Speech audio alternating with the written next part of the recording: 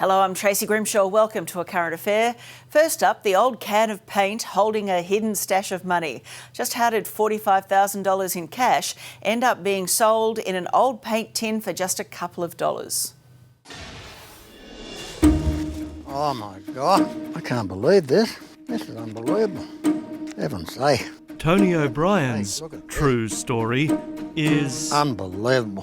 what was in that tin of paint that changed his life. $10 for a gallon tin of paint. No one's bidding? Oh yeah, I'll have two.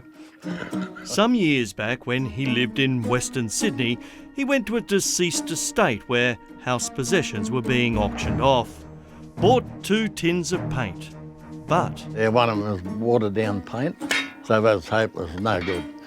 It's no good, you can see it's clear. There's water in it. thought the other one was much the same, so left it there.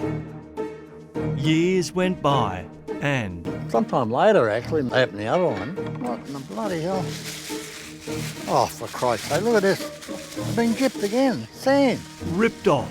He threw the second tin on a rubbish heap at his outback property where he now lived. And there it sat, with the lid off, for a decade or more, in the baking sun of remote Australia, where the summer days are 50 degrees and the rain can be torrential. We're going to toss it out one day and I'll have them a clean up. I said, no, I better keep that sand. Might need it for a bit of grouting. So the tin of paint with sand sat there, some more, while he sat in his favourite spot, with the locals. And that tin just metres away with the weather beating upon it. And him figuring where the next desperate dollar might come from. I was out chipping weeds for $10 an hour this day.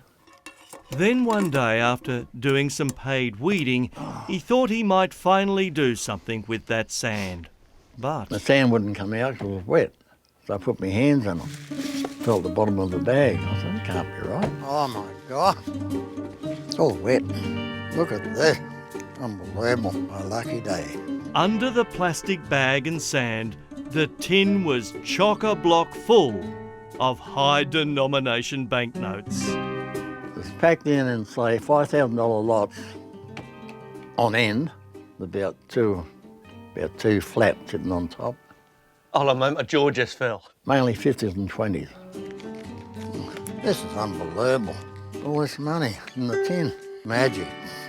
He wasn't going to be picking weeds anymore. He had to launder his money, but not the illegal way. Remember, it was wet. So he decorated his modest home in the best colours money could buy. Doona Suck the water out of it. I had to get rid of the does. doona. And this was Oh, paper money, man. of course, because it was the old days. It was Yeah, paper yeah, money, paper before we had money. plastic money. There was so much of it, it covered not only the doona, but the carpet, the lounge, everywhere. And there it sat for 2 anxious days, drying. Tony didn't dare go out, just played with it for a little while and took up the atmosphere. Home never looked so nice. And when it was dry, he bundled it up to take to the bank to get the more modern plastic money. And how much was there, Tony? Well, they were in $5,000 lots. And how many lots? Enough for 45 grand. $45,000 had been sitting in a rubbish heap for 12 years, This is where I sit every morning, out in the sun, out of a wind. while he was just sitting nearby, waiting for the next measly paid weeding job. I was excited. Well, it was, it was surreal. It was Yeah. unbelievable. Then a mate said to me, did you declare it? I said, no. Oh, yeah. I said, I didn't find it. I bought it. Yeah, that's Cost me right. $10. That's right, exactly. Yeah, That's the best $10 you've ever spent. no wrong. It was legitimately his. He was the richest person in town. Not that there was much competition in this outback settlement near Lightning Ridge. Mate, it's very peaceful out here, It isn't it? is. Why would you leave even if you had money? That's right. You know? The best place in the world, really. I can feel the serenity and the flies. No, the money wasn't budging him from paradise. Well, you were flush with funds, mate. What did you end up buying with it all?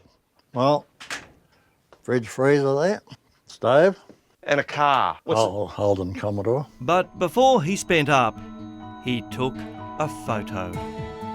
And he has kept that tin, decorated it.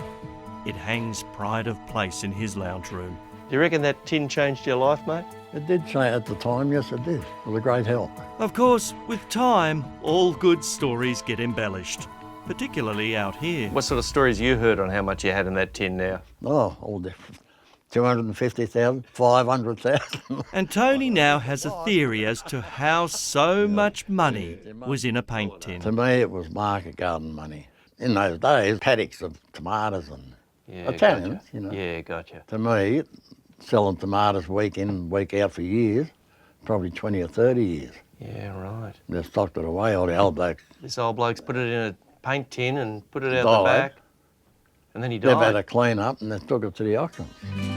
There is a final sting in the tail to this tale.